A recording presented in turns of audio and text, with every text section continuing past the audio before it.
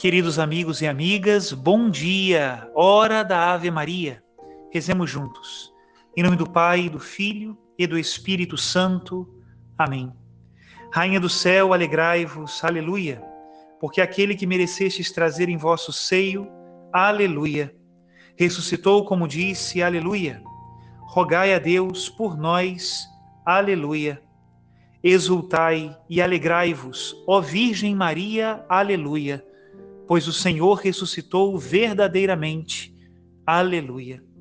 Oremos. Ó Deus, que vos dignastes alegrar o mundo com a ressurreição do vosso Filho, nosso Senhor Jesus Cristo, concedei-nos, vos suplicamos, a graça de alcançarmos, pela proteção da Virgem Maria, sua mãe, as alegrias da vida eterna. Pelo mesmo Cristo nosso Senhor. Amém. Ave Maria, cheia de graça, o Senhor é convosco. Bendita sois vós entre as mulheres, e bendito é o fruto do vosso ventre, Jesus. Santa Maria, Mãe de Deus, rogai por nós, pecadores, agora e na hora de nossa morte. Amém. Em nome do Pai, e do Filho, e do Espírito Santo. Amém. Queridos irmãos e irmãs, hoje nós estamos na quarta-feira da quinta semana da Páscoa. E nesse dia precisamos pedir a Deus que estejamos próximos a Ele, unidos a Ele, como o ramo está unido à videira. Permanecer em Cristo. Essa é a nossa vontade. Rezemos juntos a oração do dia. Ó Deus, que amais e restituís a inocência, orientai para vós os nossos corações, para que jamais se afastem da luz da verdade os que tirastes das trevas da descrença, por nosso Senhor Jesus Cristo, vosso Filho, na unidade do Espírito Santo. Amém. E o evangelho que nós lemos hoje na liturgia é o mesmo evangelho do domingo passado. João, capítulo 15, a partir do 1º versículo. E diz assim: Naquele tempo disse Jesus a seus discípulos: Eu sou a videira verdadeira e meu Pai é o agricultor. Todo ramo que em mim não dá fruto, ele o corta, e todo ramo que dá fruto, ele o limpa, para que dê mais fruto ainda. Vós já estáis limpos por causa da palavra que eu vos falei. Permanecei em mim, e eu permanecerei em vós. Como o ramo não pode dar fruto por si mesmo, se não permanecer na videira, assim também vós não podereis dar fruto, se não permanecerdes em mim. Eu sou a videira e vós os ramos. Aquele que permanece em mim e eu nele, esse produz muito fruto, porque sem mim nada podeis fazer. Quem não permanecer em mim será lançado fora como um ramo e secará. Tais ramos são recolhidos, lançados no fogo e queimados. Se permanecerdes em mim, e minhas palavras permanecerem em vós, pedi o que quiserdes e vos será dado. Nisto meu Pai é glorificado, que deis muito fruto e vos torneis meus discípulos. Palavra da salvação, glória a vós, Senhor. E como é o mesmo evangelho de domingo passado, eu compartilho com todos, e tomara que seja de proveito, a homilia que foi feita no domingo passado. Escutemos. Meus queridos irmãos e irmãs, quando o sacerdote termina de proclamar o evangelho, antes do beijo que ele dá sobre o livro, ele faz sempre uma oração. Que as palavras do santo evangelho perdoem todos os nossos pecados. E a missa é feita de muitas orações semelhantes a essa, de penitência, de pedido de perdão a Deus.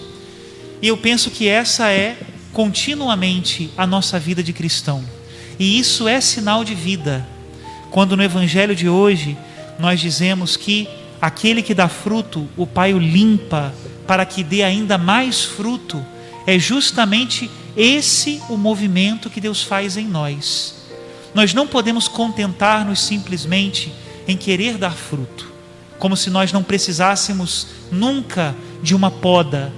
Muitas vezes Deus nos poda, muitas vezes, para que nós cada vez demos mais fruto, mais fruto. E isso é um motivo de grande alegria para nós. Quinto domingo da Páscoa, momento de nos encontrarmos com o Cristo ressuscitado. Isso não é um privilégio do tempo da Páscoa, né? Encontrar-se com Cristo ressuscitado é algo que nós podemos fazer em todas as Eucaristias, sempre. Ele está à nossa disposição. Só que no tempo da Páscoa, a meditação sobre essa realidade está no foco da liturgia. Por isso, cada domingo, o Senhor vai nos apresentando mais uma ocasião, mais um momento, mais um modo de nós sentirmos em nós o toque do Cristo ressuscitado. E a pergunta importante: por que o Senhor quer nos tocar? E a resposta: para que nós ressuscitemos com Ele. Não podemos viver uma vida, se não for essa vida, uma contínua recepção da vida de Cristo, uma contínua ressurreição. Essa é a vida do cristão. E é isso que o Senhor nos fala na liturgia de hoje. Se nós temos boa memória, há 2 semanas atrás, o Senhor nos falava que desse encontro, através da palavra de Deus, a leitura da palavra de Deus, uma léxio divina, também é um encontro com Cristo. Era Jesus, se nós nos lembramos bem, era Jesus ressuscitado, que aparecia no meio dos discípulos e abria a inteligência para que eles pudessem compreender a Sagrada Escritura. Hoje, o Senhor nos diz no Evangelho: vós já estáis limpos pela palavra que vos falei. A palavra de Deus tem essa força de nos limpar, de nos preparar para o fruto. É isso, né? Semana passada, o encontro com Cristo ressuscitado, nós pensávamos e meditávamos, ele se dá também no encontro com os ministros, com os pastores. E esse é um encontro um pouco de escândalo, né? Porque quando nós vemos a fraqueza dos sacerdotes, as suas limitações, os seus pecados, a sua indignidade, a gente pode até pensar: mas será que Jesus está por ali? E Ele está. Às vezes, Jesus passa e nós não recebemos a graça, porque temos um preconceito, né? Ouvimos falar mal, ouvimos o sacerdote se portar mal, isso acontece, e às vezes a gente deixa a graça passar. É um pecador, é um irmão como nós, é verdade, mas foi chamado e ungido para ser canal da graça de Deus.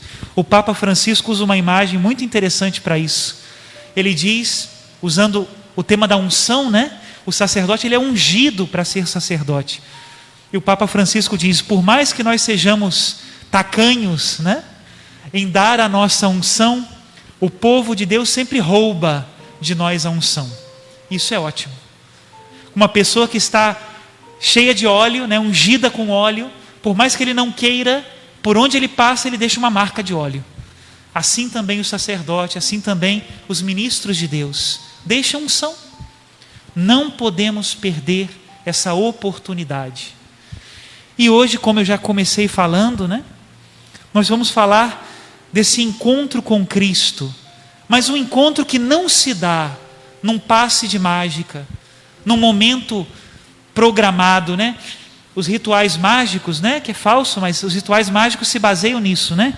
Se você faz tudo direitinho, você vai ter um resultado. Mas assim não é desse jeito que Deus age.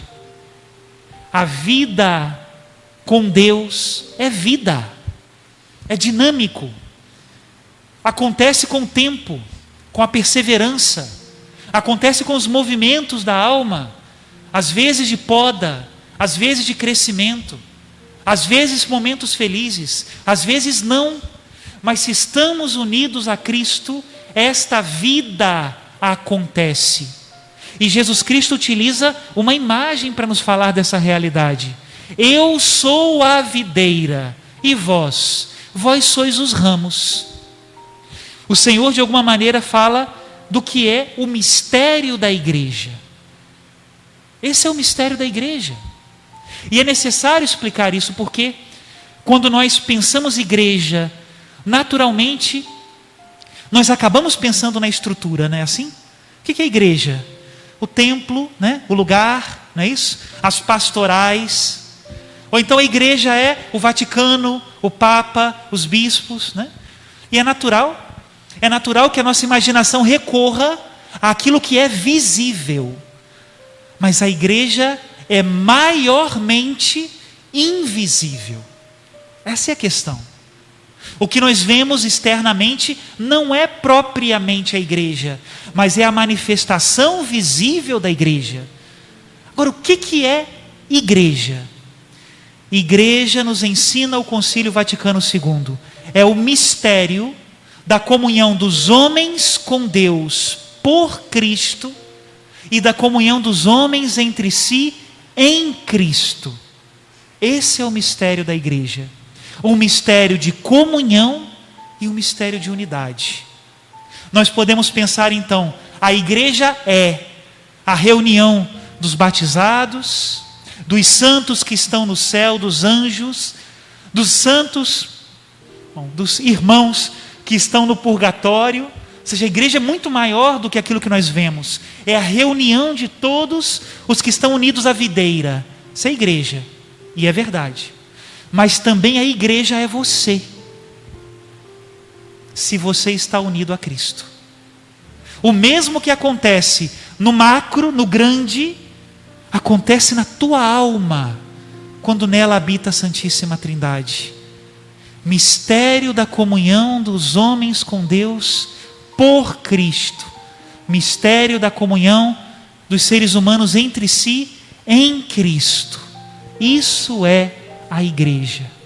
E quando o Evangelho quer explicar isso, quando nosso Senhor quer explicar isso, ele usa as imagens, porque é difícil você falar dessa realidade tentando falar como um texto, né? É difícil.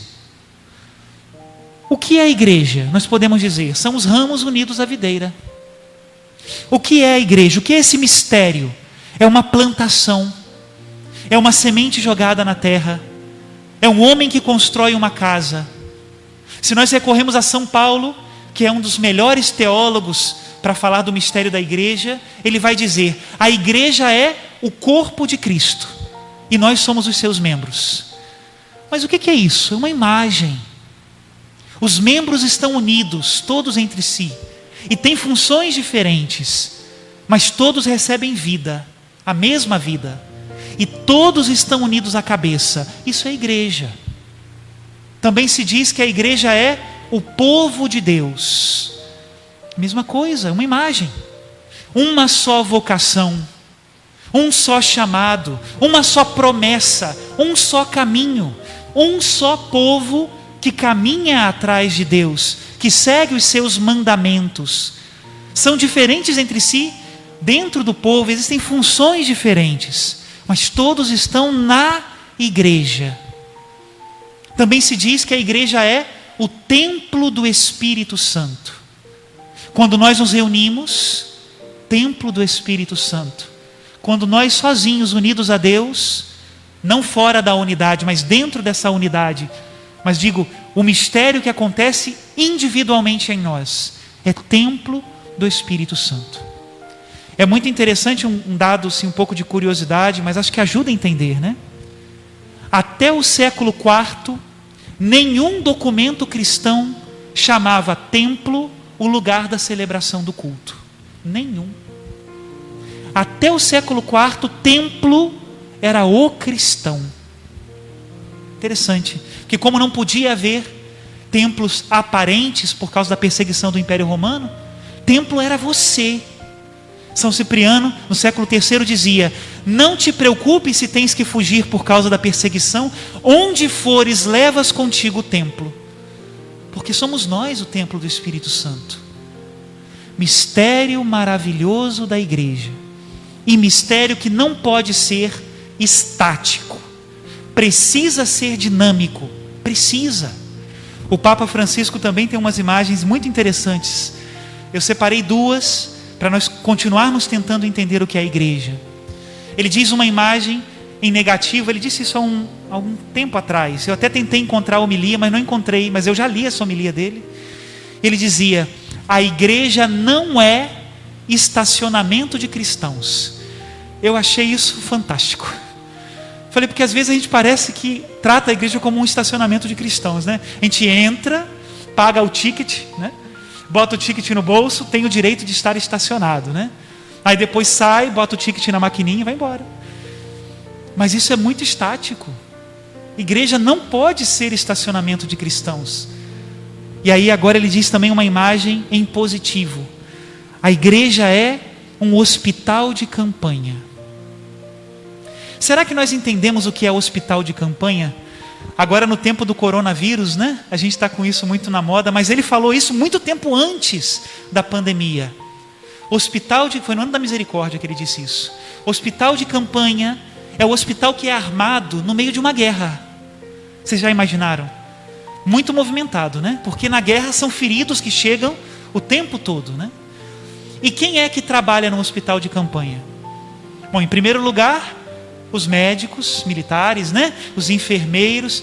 Mas no meio de uma guerra, quem tiver perto trabalha no hospital de campanha.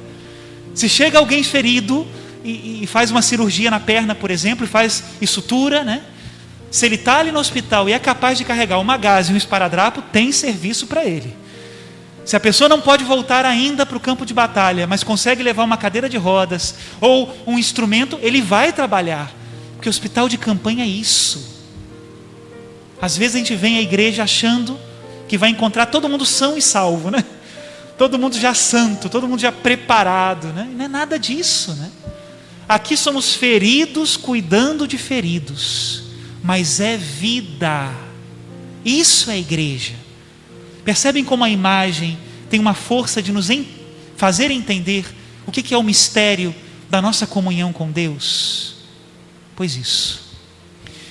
E o evangelho de hoje o resume em 3 movimentos, sempre movimento, né? Em 3 movimentos que nós precisamos agora nos questionar para ver se de fato nós estamos nele. Se nós somos igreja ou se estamos só de corpo presente, né? Primeiro movimento que o evangelho nos propõe hoje. Quem é igreja dá fruto. Ou seja, é muito estranho se eu digo que eu sou igreja e não procuro dar frutos. Eu preciso dar frutos. Talvez o fruto não venha aparecer aqui na igreja. Às vezes sim, nas pastorais, mas muitas vezes não. Talvez eu venha, me alimento aqui no altar da vida de Deus, escuto a sua palavra, me relaciono com Ele na oração e eu vou dar fruto na minha casa, no meu trabalho, entre os meus amigos, no meu bairro, não tem problema. Onde o fruto vai aparecer não é a questão, mas quem está na igreja procura dar frutos. Segundo movimento do evangelho de hoje, quem está na igreja será limpo pelo meu Pai para que dê ainda mais fruto. Isso é um movimento, né? Eu tenho certeza que assim como eu, vocês já passaram por essa experiência. Quem nunca foi limpo? No tema da agricultura, quando eu falo que eu limpo a videira, acho que vocês entendem o que está acontecendo, né? Tirar as folhas secas, né? Os ramos inúteis, né? É um pouco violento limpar na agricultura, mas às vezes Deus faz isso conosco. Quem nunca passou por uma poda? Às vezes a gente se questiona, né? Meu Deus, mas eu fiz tudo tão direitinho, né? Eu estou seguindo tudo aquilo que o Senhor me disse. Por que agora vem essa poda? O evangelho de hoje te diz, para que você dê ainda mais fruto. Quantas vezes, e agora não posso dar testemunho porque não é a hora, mas às vezes a gente vai para um lugar que a gente não quer, faz o que não quer, é coisa boa, mas aquilo nos exige, né? Às vezes nós temos que nos desapegar daquilo que nós amamos. Por que, Senhor? Por que comigo? Para que você dê mais fruto. E o terceiro movimento do evangelho de hoje, que eu já até falei sobre ele em outras meditações, é o movimento de permanecer. Meus irmãos, tudo isso tem a ver com vida. Se você pensa aí, por exemplo, né, num processo biológico do corpo humano, o que é vivo produz vida, novas células, não é isso? Nova vida, movimento, é produzir. O que é vivo se limpa. Quantas células todos os dias o nosso organismo expurga para continuar vivo? A vida não é estática, a vida é dinâmica. E em terceiro lugar, tudo que é vivo precisa de um pouco de permanência. Se nós não ficamos quietos um momento, se a gente pega a semente do canteiro e todos os dias tira ela para ver se ela criou raiz e bota ela de novo, tira de novo e vê se a raiz não vai dar, a planta vai morrer. A vida precisa de estabilidade. Permanecei em mim e eu permanecerei em vós. É quase uma música, né? Depois em casa dá uma olhada na liturgia da palavra de hoje, tanto na segunda leitura como no Evangelho, quantas vezes aparece o verbo permanecer. Vale a pena. Que o Senhor nos conserve nessa vida. Faça em nós, ou produza em nós os frutos que Ele quer, limpe em nós aquilo que precisa ser limpo e nos dê a graça de permanecer. Louvado seja nosso Senhor Jesus Cristo. Para sempre seja louvado. Que desça sobre todos nós uma bênção de unidade, unidade com Cristo.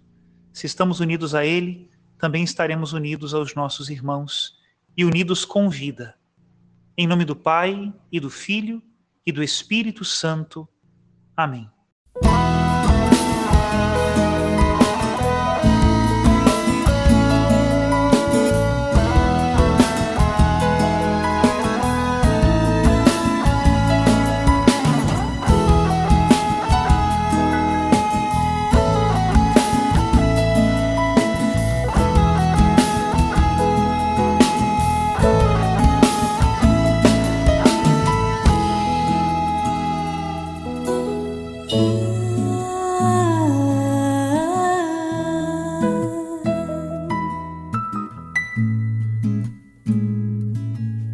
Restaura, Senhor, o meu coração.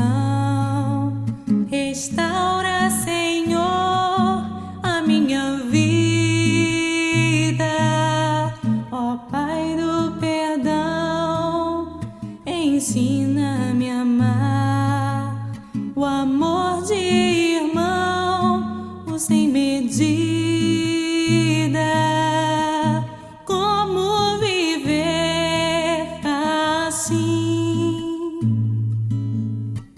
Triste, isolado, perdendo a razão. Cuida, Senhor, de mim.